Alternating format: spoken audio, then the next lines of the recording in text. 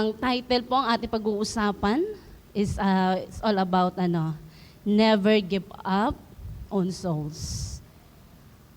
Huwag tayong give up. Sabi mo sa akin, huwag kang give up. Amen? Sino dito yung naka-experience ng mag-quit? Sino? Mukhang lahat tayo nakakaranas ng pag-quit. Ayoko na. Yung bang, napapagod na ako sa trabaho ko. Napapagod na ako maging ina. Gusto mo na mag-quit? Iiwan mo na lang yung mga anak mo? Napapagod na ako sa pag-aaral ko. Sino dito nakakaranas ng ganyan?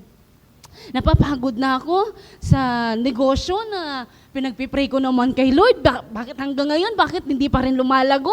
Nakakapagod. Sinisikap mo pero parang wala pa rin nangyayari. Yung ginawa mo na ang lahat-lahat, pero parang wala pa rin balik, wala pa rin return. Nag-effort ka na lahat-lahat, but parang wala pa rin, Lord. Gusto ko nang sumuko, gusto ko nang give up, gusto ko nang mag-quit. We grow weary in the work. We are not appreciated by others. Hindi man tayo na-appreciate. Or we feel that we are treated unjustly. Kapatid, don't quit. Amen? It's not easy to keep doing the right thing when it feels like you're getting nothing in return. Hindi po madali na ginagawa mo yung mabuti. Ginagawa mo yung tama, pero parang wala pa ring balik. Wala pa ring return. Wala pa rin nangyayari. The Bible promises, if we will persevere, magtiyaga, we will see a return on our investment. Lahat ng effort, lahat ng pagtsatsaga natin, ibabalik at ibabalik ng Panginoon yan. Amen? Sino dito nakakaranas ng nakakapagod mag-follow up? Kung di ba meron tayong ginagawang 21 days prayer and fasting, at gusto ko lang ulitin po na yung 21 days prayer and fasting ho natin, yung purpose doon ay para sa mga kaluluwa, para sa mga i-win souls natin. Pero nangyayari na parang wala pa rin tayong nadadala. Wala tayong naaakay. Nakakapagod. Sino nakakaranas ng ganun? Nakakapagod, ano ba yan? Nakakapagod mag-follow up. Ano pa? Nakakapagod mag-life group. Nakakapagod mag-win souls kasi parang niyayaya ko naman, ginawa ko ng lahat, wala pa rin. Pero kung magtiyaga lang tayo, we will see a return on our investment. Amen? Ang sabi sa Galatians 6 verse 9, let us not become weary in doing good. For at the proper time, we will reap a harvest if we do not give up. Do not give up. Amen? As Christians or as believers, nakakaranas tayo ng pagod sa paggawa ng mabuti. Now, tanong ko kayo, ang pag-win ba ng kaluluwa ay mabuti o hindi? Mabuti. Pero nakakapagod, no? Minsan, nararanasan natin ang pagod. Ang paggawa ba ng kabutihan sa kaluluwa ay mabuti o hindi? Mabuti. Ang mag-invest ka ng time at effort sa kaluluwa ba ay mabuti o hindi? Mabuti.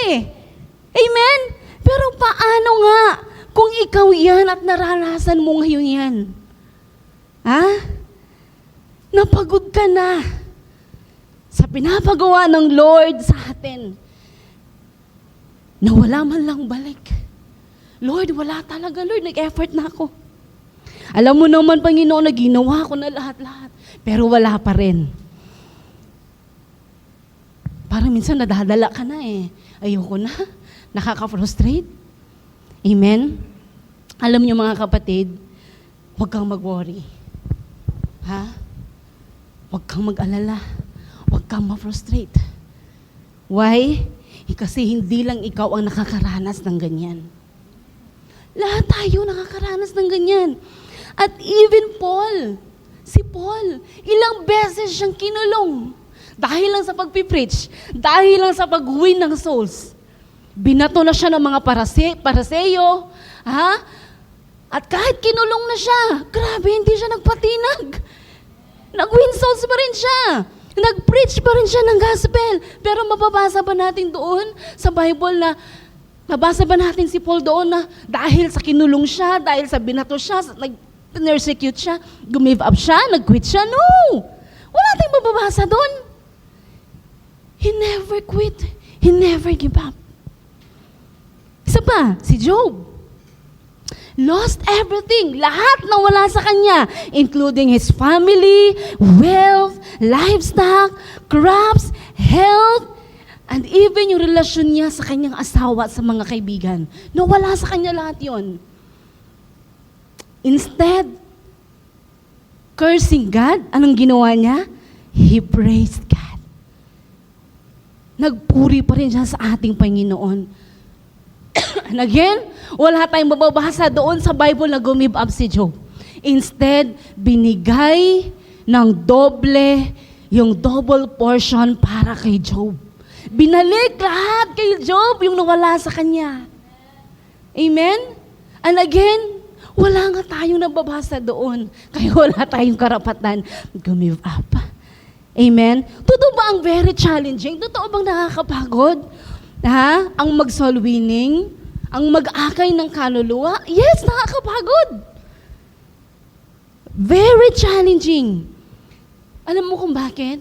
Unang-una, may encounter natin yung rejection and criticism. May encounter natin yung rejection. Natatakot kang mag-follow up ulit. Yung tinry mong i-win. Kasi, di ba? Pero natatakot ka kasi, baka i-reject lang ako ulit. Baka i-criticize lang yung beliefs na meron ako. Amen? Nakakatakot. Ha? Baka babatikusin na naman ako. Baka insultuhin na naman ako na yan yung mga paniniwala mo. Nakakatakot yung rejection and criticism. Amen? Naranasan na ba natin yan? Lahat tayo nakakaranas ng ganyan. Amen? Lahat tayo nakakaranas. At kung naranasan mo yan, congratulations. Amen? Dahil lahat tayo nakakaranas ng ganyan, kapatid. Ang sabi sa 2 Timothy 3 verse 12, ang totoo, lahat ng nagnanais mamuhay ng matuwid bilang tagasunod ni Kristo Jesus ay daranas ng pag-uusig. Lahat ng mga taong gustong sumunod sa Panginoon nakakaranas ng pag-uusig. Even tayo, nung wala pa tayo kay Kristo, nung nakilala natin si Lord, at naging followers tayo ni Jesus, grabe yung rejection, grabe yung criticism. Amen ba? Ha? Bakit? Kasi namuhay na tayo ayon sa kalooban ng Panginoon eh. Kaya nakakaranas tayo ng rejection. Nakakaranas tayo ng criticism. Amen? Second, fear and doubt. Nakaka-enkwentro tayo ng takot. Nakaka-enkwentro tayo ng pagdududa. Ha? Na baka kapag i-follow up ko to, baka hindi ako sisiputin. Ano ba yan? Nakakadala. May patampo-tampo pa tayo nalalaman. Ayoko na. Give up na ako. Ha? Takot na baka hindi kayanin ang pag-share ng word ng Lord. Baka pagka-sharean ko siya ulit, baka ayaw na niya. Baka pagdudahan na niya ako. Ha?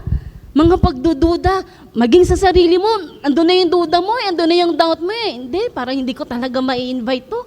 Ayoko na, nakakatakot na. May pagdududa ka na sa sarili mo. Amen? Pag ba i-chat ko to ulit, kapag ba i-follow up ko to ulit, mag-church kaya? Kasi ilang beses ko na itong finalo up, ilang beses ko nang winin to, parang wala pa rin. Amen? May mga karanasan tayo, may mga experience tayong ganyan. Hallelujah. Pangatlo, discouragement and burnout. Yung na-stress ka na, emotionally drained ka na, di mo na alam anong gagawin mo, discourage ka na. Hallelujah! Yan ang mga nararanasan natin. Kapag tayo ay nagsa-soul winning, amen? Grabe, ginawa mo na lahat, wala pa din, chinat mo na, finalo up, nilibre mo na, pinakain mo na, grabe, ang dami mo nang ginawa sa kaluluwa na yan para lang mawin mo, pero wala ka pa rin, discourage ka na, nababurnout ka na, di mo na alam ang gagawin mo. Lalo na kung yung i-win-win mo ay yung pamilya mo, na mailapit sa Panginoon, ginawa mo na lahat. Inayos ko na, Lord, yung grades ko. Grabe, ang taas na ng mga marka ko, Panginoon. Naglinis na ako sa bahay, naglampasan na ako, naghugas na ako ng pinggan. Lord, bakit hindi ko pa rin nadadala ang aking mga pamilya? Pero in due time, madadala din natin mga yan. Amen? Yung mga pinagpipray natin, yung prayer for 3 natin, madadala din natin sa Panginoon yan. Basta't huwag ka lang give up. Huwag ka lang mag-quit. Amen? Hallelujah! Kapatid, hindi solusyon ang mag-give up sa panganguluwa na hindi pa nakakilala kay Lord. Hindi solusyon ang give up. Pwede naman tayong mag-rest. Yes, nakakapagod, Lord. Ano ba yan? Lagi na lang pinapaasa na lang ako lagi. Yes, pwede tayong mag-rest. Pero hindi solusyon ang mag-quit sa buhay. Hindi solusyon ang give up. Basta-basta. Amen? Alam niyo mga kapatid,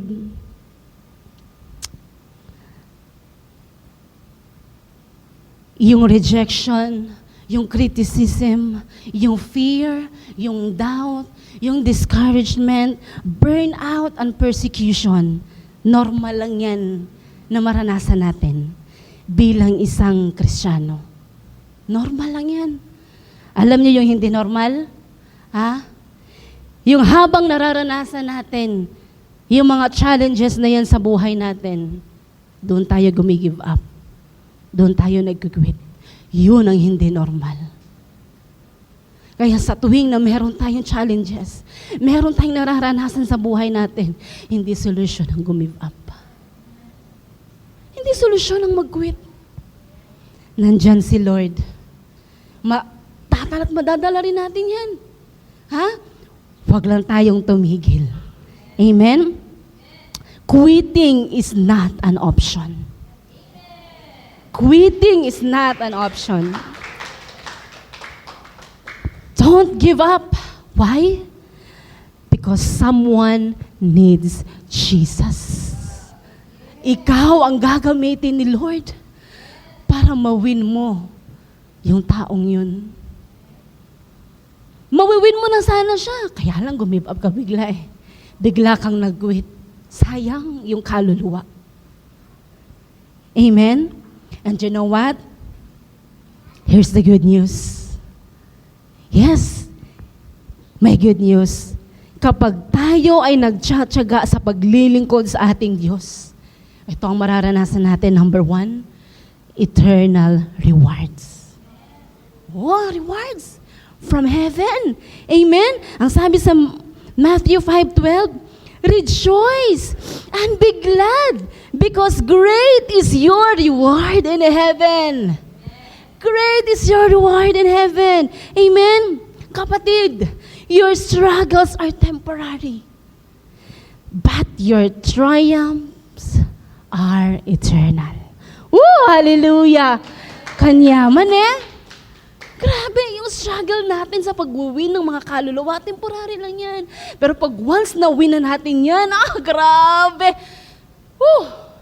Pag-uwi natin sa langit, ang daming anghel na sasalubong sa atin, maging si Jesus. Ito yung award mo, anak ko, dahil sa pagtsatsaga mo yan. Amen? Number 2, transformed lives. Dahil sa pagtsatsaga natin, kapatid, meron tayong buhay na nababago. Amen? May buhay na babago. Kaya ka nabago ngayon dahil merong taong nagtsaga sa'yo. Ha? May taong hindi nag-give up sa'yo. May taong hindi nag-quit. Para lang iwin ka. Para lang sharean ka ng Word of God. Amen? Ang sarap sa feeling na yung taong iwiwin mo, nagbago ang buhay, nagpatuloy sa paglilingkod, and then ngayon, nag-win na rin ang kaluluwa. Ay, grabe! Grabing reward yun sa heaven. Amen? Hallelujah! Ang sabi sa 2 Corinthians 5:17, therefore, if anyone in Christ, he is a new creation. The old has passed away. Behold, the new has come. Ang sarap sa feeling na ikaw ang ginamit ng Lord. Ikaw ang ginamit na instrumento para mabago yung taong yan at makilala si Lord. Amen? Hallelujah! Grabe. At pangatlo, God's glory. Tanging si Lord lang ang maluluwalhati. Kapag nawin mo yan, yung taong yan, merong transformation sa buhay, kay Lord dapat ang papuri at pasasalamat. Ha? Hindi sa atin. Ako kasi ako nagdala dyan, ako nag-win, ako nagtyaga. No! Ibabalik natin lahat sa Panginoon. Kay Lord ang kaluwalhatian. Amen? Ate Che, paano? Talagang medyo nawawala na ako ng pag-asa talaga eh. Ano pa kaya ang pwedeng gawin? Effective ways para mawin natin ulit sila, simple lang, prayer and intercession. Ipag-pray natin ulit sila. Iluhod natin ulit sila. Number 2, show kindness to them. You know, I have my testimony po. Meron akong friend sa Severa na mami lang din ng kaklase ni Tasha. 3 kami niyan, actually 4 pala, pero mostly kaming 3 ang laging nagkakausap, magkakasama. Last month meron siyang problema kasi pinapaalis na sila sa tinitirhan nila, asap talaga. So ngayon yung isa nag-message sa akin, sabi niya, Che, ano kayong gagawin natin? Kawawa naman si papaalisin sa inuupahan, asap talaga. So sabi ko sa kanya, sige, sabi ko, kahit umuulan, hanap tayo ng mag-upahan sa Severa. Naghanap kami 2. And nung may mahanap na kami, pumunta kami sa kanya, sabi ko, oh, kamusta ka? Ito, malungkot. Bakit? Grabe, naghahanap ako ng maupahan, wala talaga akong mahanap. Oh, wag ka nang malungkot, may nahanap na kaming maupahan para sa'yo. Nagpasalamat siya. Show kindness. Diba? Ang pagtanim ng kabutihan, talagang merong naidudulot na bunga. Magandang bunga. At nung nahanapan namin, grabe, thank you. Uy, salamat sa inyo ha. Paano na lang kung wala kayo? Alam mo, nakakatawa na ako dahil natulungan niyo ako. Diba? Yung simpleng tulong lang sa taong yun, laking impact na pala sa kanya. Ha? Pangatlo, building relationship. Yung isa naman, laging nagyayaya ng kape. Meron din ako sa kape. O sige, labas tayo. Nagbe-build kami ng relationship. And I know, pinagpipray ko din kay Lord. Actually, in-invite ko na to itong isa to, yung mahilig sa kape. Ngalang isa ako doon sa merong takot at pagdududa na baka pag iwin ko ulit to, pag i-chat ko ulit to, baka reject ako ulit o whatsoever. Pero you know, pinagpipray ko siya kay Lord at every time na nagyayaya siya at pwede naman ako talaga, sabi ko, sige, kape tayo. And nag-uusap kami, you know, yung actually meron din kasi siyang background din regarding sa ganito na pagtitipon natin, kaya ino-open ko din sa kanya. Sabi niya nga pa nga sa akin, grabe no, iba kapag talagang naglilingkod kay Lord, no, talagang nakikita. Sa action nakikita, the way magsalita. Sabi niya, bakit naman? Lalo na yung mga suggestion mo, mga advices mo talagang para kay Lord. Actually, nakakarinig ako ng mga worship song eh. Ang sarap sa feeling, no? Ang gaan sa feeling. Oh, siya na talaga yung nauunang mag-open ng ganyan. Sabi ko, Lord, konting-konti na lang, madadala ko na rin to. Di ba? Kaya, wag lang tayong give up, wag lang tayong mag-quit kapatid. At pangatlo, sharing testimonies. I-share mo lang yung testimony kung paano ka nabago ng ating Panginoon. Alam na natin yan, di ba? I-share mo lang yung testimony. Malaking impact na sa kanila yan. Amen? Kapatid, hindi nyo ba napapansin for the last 3 or 4 weeks ago, no? Very timely ng ating mga word. ng ating mga naririnig. No, it talks about the passion for the lost, how to share testimonies, one verse evangelism, how to follow up evangelistic messages, 2 weeks yon, how to become a responsible spiritual parents, last week yon, and yung message ngayon, it's all about the souls.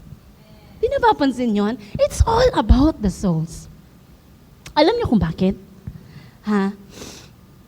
Kasi dadalhin tayo ni Lord sa great harvest. Dadalhin tayo ni Lord sa great harvest. At gagamitin tayong lahat ni Lord kapag willing lang tayong magpagamit. Amen! Hallelujah! Woo! Ang sabi sa Matthew 9:37 verse 38, then He said to His disciples, the harvest is plentiful, but the workers are few. Ask the Lord at the harvest, therefore, to send out workers into His harvest field. Next month, lilipat na tayo. Sino excited? Lilipat na tayo sa ating sariling church. Hallelujah!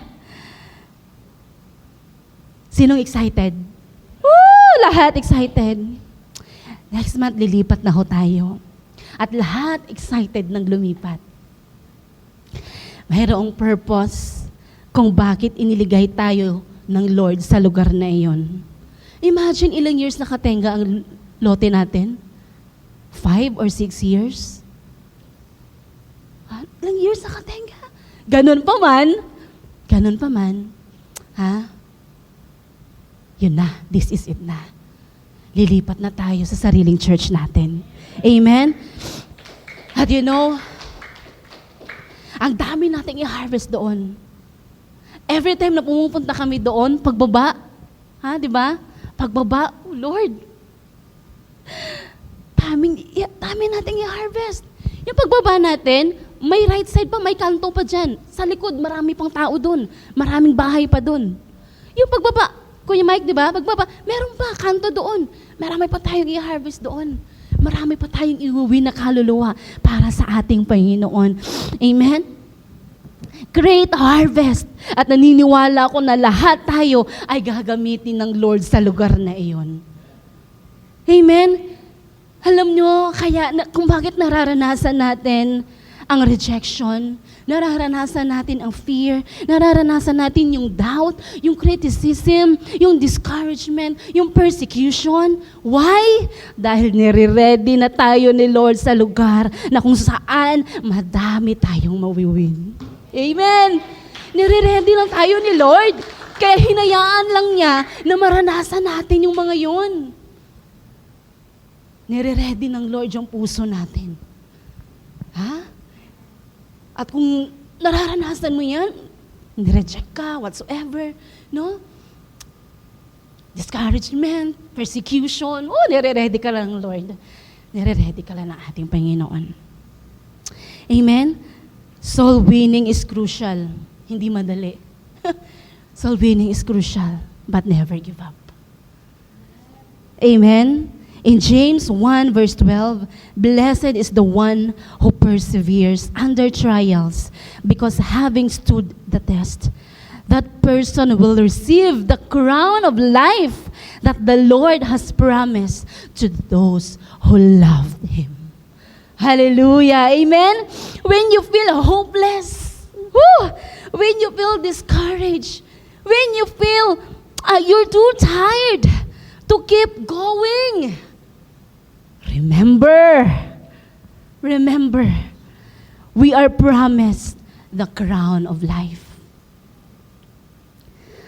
Our reward in heaven is worth the trials we face on earth. Palakpakan nga natin si Lord. Hallelujah! Ang totoong disciple ng Diyos ay hindi basta-basta nag-quit. Hindi basta-basta nadi-discourage. Bagkus, tayo ay magpapatuloy sa paglilingkod sa ating Diyos. Remember, Our reward in heaven is worth the trials we face on earth. Hallelujah. Come on, let's all stand up. Hallelujah. Thank you, Jesus, for your word. Oh, we praise your name. Hallelujah, hallelujah. Marahil hindi aksidente na nandito ka kung bakit narinig mo ang word sa gabing ito. Kapatid, huwag tayong sumuko. Huwag tayong mag-quit. Huwag tayong give up.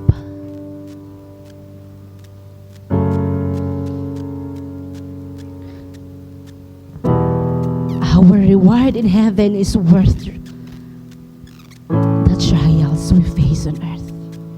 Higit na marami tayong reward na makukuha sa langit.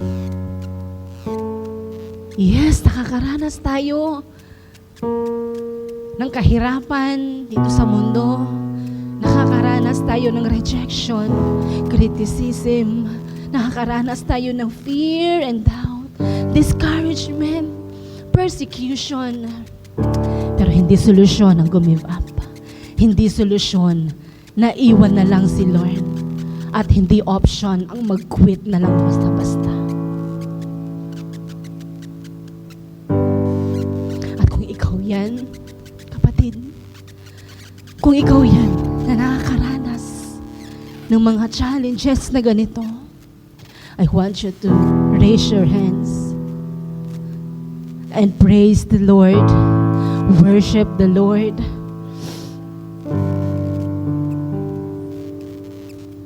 Hallelujah, hallelujah. Why? Dahil pinapalakas ka na ng ating Panginoon. Ibabalik ng Lord, i-restore ng Lord. Hallelujah. Ang lahat ng nawala sa atin, i-restore ng Lord yung puso mo ng mang-akay ng kaluluwa. Na noon, grabe tayo mang-akay. Grabe tayo mag-win. Yung lakas ng loob. No? Na mag-win ang kaluluwa, ibabalik ng Lord yan. Ibabalik ng Lord yan, kapatid. Gaya ng alon sa dagat. Huwag tayong mapagod sa paggawa ng mabuti. Huwag tayong mapagod sa paggawa ng kabutihan sa ating kapwa. Huwag tayong mapagod mag-invest ng time and effort. Minsan pa nga, pera. Sa mga tao na gusto nating iwin sa ating Panginoon. Dahil in due time, we will reap a harvest. We will reap a harvest. Hallelujah. Basta't wag lang tayong tumigil. Wag lang tayong give up sa paglilingkod sa ating Panginoon. Hallelujah, hallelujah. Thank you, Jesus, for your word.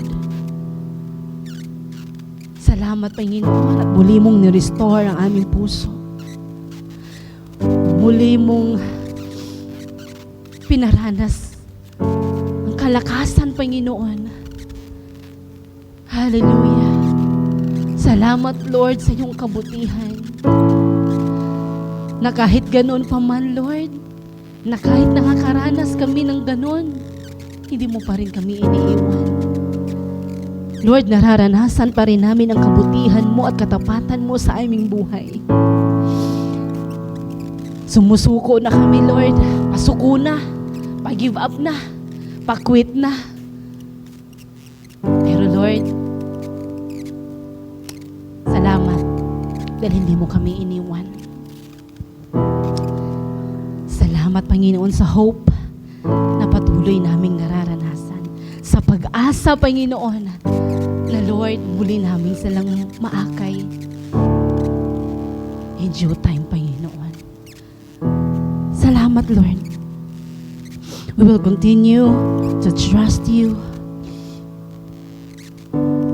We will continue to serve you, Lord, hanggat ikaw ay bumalik, Panginoon. Tulungan mo ang bawat isa, Panginoon, na ma-overcome lahat ng mga challenges sa buhay. Tulungan mo ang bawat, Panginoon, na mas lalo pang lumalim, Lord, ang faith namin sa inyo. Mas lalo kaming magtiwala sa iyo, Panginoon. Hallelujah.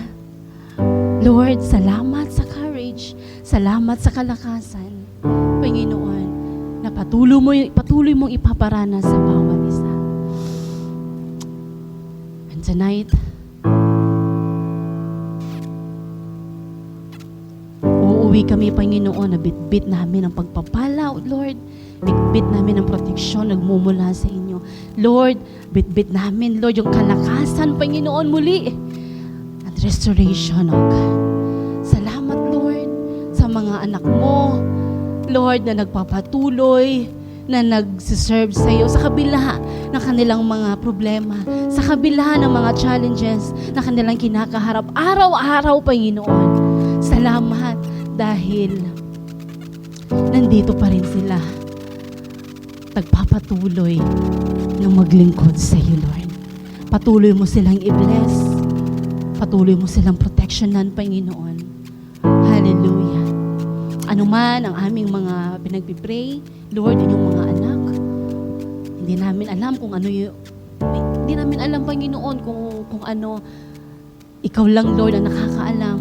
I pray na, Lord, in due time, ito'y makakamtan, ito'y makaharvest, Panginoon. Salamat, Lord, sa kabutihan mo. Salamat sa katapatan mo, Panginoon.